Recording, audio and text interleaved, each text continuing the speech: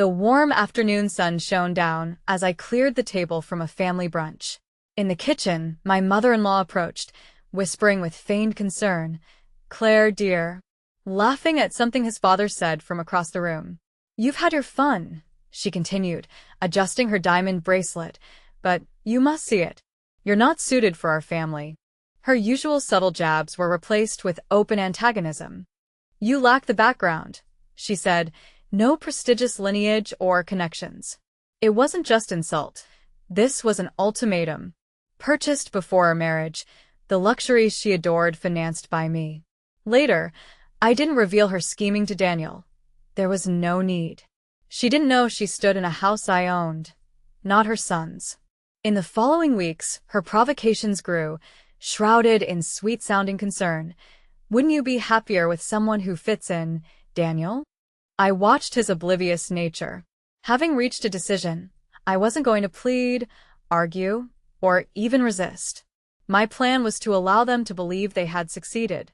And he concurs it's time to advance. Time to advance? How amusing that she already presumed control. I savored a sip of wine and left the message unanswered, letting her bask in her assumed triumph. I played along and replied, "I understand perfectly." I envisioned her nearly dropping her champagne flute in surprise, proud of how effortlessly she believed she removed me from her son's life. "I think we should separate," he finally confessed.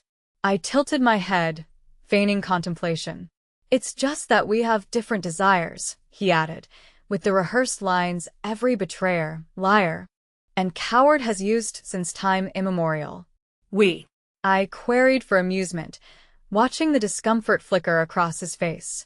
My calm demeanor unnerved him. He had anticipated tears, anger, some dramatic response. But instead, I merely smiled, saying, "If that's what you wish, Daniel." He blinked in confusion. "Aren't you upset?" "Why should I be?" I countered.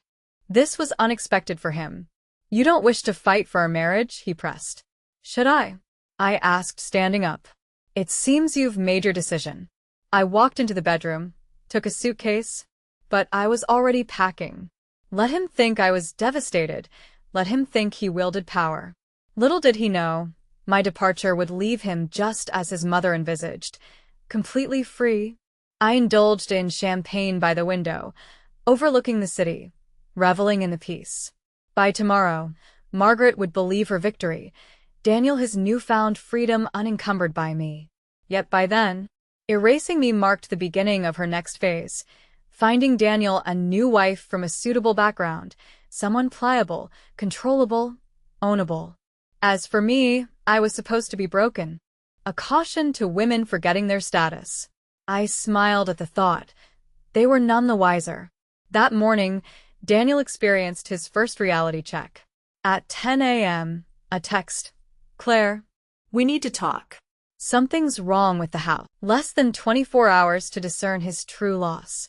Yet I wasn't finished. I allowed the messages to accumulate, confusion changing to frustration, then to panic. By 3 p.m., my attorney texted. He called. "He's realizing the truth. Let me know when you wish to respond." "Not yet," I replied. Let him simmer. It wasn't until the evening next that Margaret became conscious of the chaos. Dining quietly in my hotel room, my attorney forwarded a message. "Margaret's furious, claiming a mix-up." I could almost hear her insist. "What do you mean my son's name isn't on the house?" "Surely." She assumed it was a simple oversight, a paperwork error. Nonetheless, I took a sip of wine, reflecting on how Daniel and his mother underestimated me. Daniel said, "Oh, do we?" I asked, stepping out of the car slowly. "Yes," his mother interjected. "The bank claims this house is in your name. That's incorrect." "Not at all." Margaret's face lost its color. "But we lived here together," he argued weakly. "And I allowed it," I replied succinctly. Silence ensued before Margaret's anger erupted as it always did when she couldn't get her way. Beginning to see the situation was larger than just the house. "Claire," Daniel's voice softened, "let's talk this out. Maybe we can find a solution."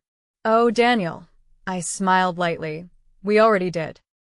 Margaret advanced, fury evident. You tricked him with that prenup. Tricked? I echoed. You're referring to the prenup Daniel signed willingly that legally safeguards my assets? Daniel attempted to speak, but I silenced him with a gesture. Did you even read it, Daniel? I queried. Or did you believe your mother's assumption? His silence told me enough. It's my name on the deed, I stated firmly. Realizing her power had vanished, I turned to leave. Daniel grasped my wrist desperately. Claire, you don't have to do this. I made a mistake, okay? Not after you chose her over me. I was an idiot, he conceded.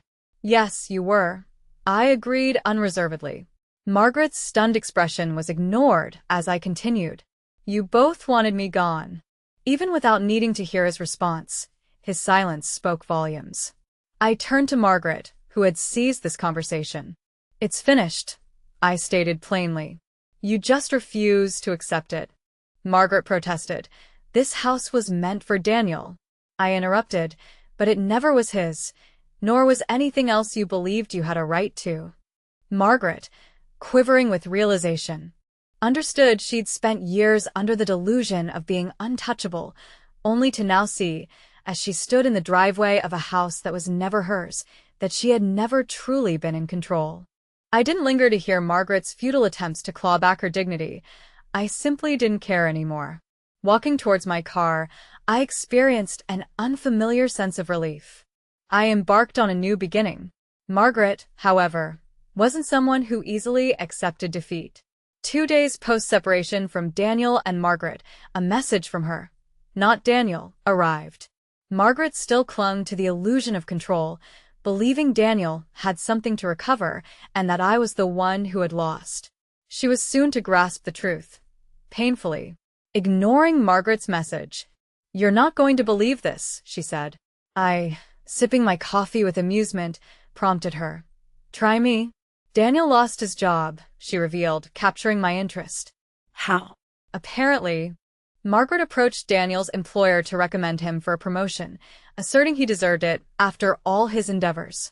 Nearly choking on my coffee, I wasn't shocked. Security and now his employment directly due to Margaret, not me. Years spent shielding Daniel from consequences, smoothing each misstep, had culminated in her own unraveling. I was only an onlooker as it all crumbled. The very next call came 2 days later, from Daniel himself. I ignored the ringing. A text followed. Claire, please, can we talk? I thoughtfully considered. I owed him nothing, not time nor sympathy, but curiosity prevailed, prompting me to respond. Daniel, I answered. Relief was audible as he breathed my name. Claire, I messed up. I don't know what to do anymore. The silence stretched, with me finally inquiring, What do you want me to say, Daniel? He confessed. I didn't think this would happen. I thought. He hesitated.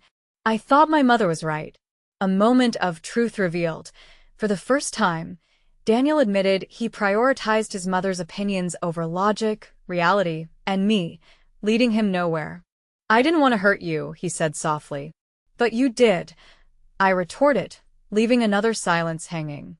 Can we meet? He pleaded. Closing my eyes, I recognized his desperate need. Not for me, but for the security and life he himself had discarded.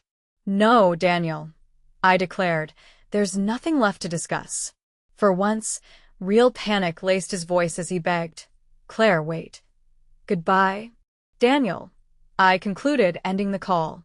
But Margaret wasn't finished making a spectacle of herself. Just 2 days later, she brazenly stormed into my office, disregarding reception. You ruined my son's life. You took everything, his home, his safety, she railed. Calmly, I interjected, No, Margaret, I took nothing. Daniel relinquished it all. I leaned forward, my voice steady, and spoke to Margaret. Daniel made the choice to trust you, to believe I was expendable, that I was someone to walk away from. I allowed my words to be absorbed before continuing. But let me ask you, Margaret, when you were convincing him to leave, promising him something more, did you even consider you might be mistaken? Her complexion turned pale. No. I interjected softly, cutting off her protest. You didn't. I rose slowly, And now you have to live with that. Margaret opened her mouth, but no words surfaced. Because deep down she realized the truth. I was never the issue. She was. She had crafted Daniel into a man who couldn't stand independently, taught him that entitlement was strength, and ultimately, it was her arrogance that ruined him. Margaret stumbled backward, appearing significantly older. "Leave my office, Margaret," I instructed calmly. She hesitated. One last act of defiance. But in the end, she was powerless, so she departed. As the door closed behind her, I exhaled slowly, contently. The storm had passed, and I remained standing. Margaret never reached out again after that day, nor did Daniel. The silence was overwhelming, but it was the best kind, a silence that represented freedom. No more manipulation. No more doubting myself. No more striving for a place in a family that didn't deserve me. I had won, but more importantly, I had grown. The first morning I felt truly free. I woke up to complete silence, no tension, no forced dialogue, no passive-aggressive texts, just peace. And the world continued moving on. My business was thriving, my team expanding, my confidence unshakable. It's amusing, isn't it? Margaret spent years trying to convince me that I was insufficient, that without Daniel I would crumble, that my success was somehow tied to him. Meanwhile, as she and her son scrambled to rectify their mistake, I was busy creating something bigger. Months went by, and the murmurs of Daniel's decline never fully ceased. He attempted to rebuild, to prove he could overcome the situation, but without me he struggled. The job market was indifferent to the fact that he was Margaret's son, and the women he pursued were uninterested in a man who had lost everything. His mother, with her meddling reputation, ensured that nobody wanted to associate with her. One day, a former colleague of his visited my boutique. "You dodged a bullet," she remarked. "Daniel is, well, let's just say, he's not faring well." I didn't ask for details because I already knew the truth.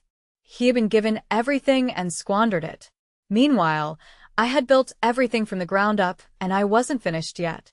On the 1-year anniversary of my new life, I hosted a small gathering at my flagship boutique, not to celebrate revenge, not to gloat, but to acknowledge how far I had come. I spent too many years proving myself to people who never truly valued me. Now I was valuing myself. No more shrinking, no more waiting for approval, no more fighting for love that was never real. "I owe you an apology," she admitted softly. I leaned against the counter listening. "I believed her," she confessed. "I believed that you were the problem, that you were replaceable." She looked down. Then I saw what she did to Daniel and realized that could have been me. Her words settled with me. Margaret wanted me gone, believing I was beneath them. She acknowledged, and I wanted to see it for myself. I gestured to my boutique, my empire, my legacy. "Well," I said with a smirk, "welcome to the little shop Margaret tried to destroy." I hadn't done it for them. I did it for me. Margaret once told me I wasn't good enough for her family, and in the end, she was right. I wasn't good enough for them. I was better.